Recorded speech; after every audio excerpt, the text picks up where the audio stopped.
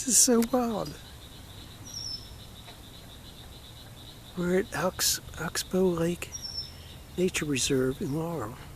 Stopped to take a few pictures.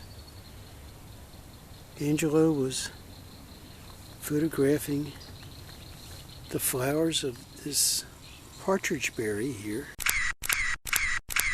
And while he was photographing it, the flowers of the partridge berry, this little frog crawled up on his leg.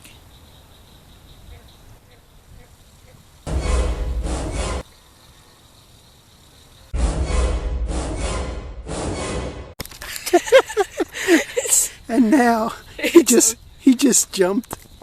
And, it's on the camera. He's on the camera.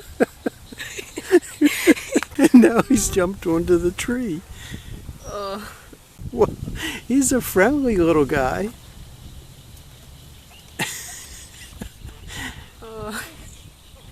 Well, so this is hardly anybody. I never see any other people here. So it's just so wild.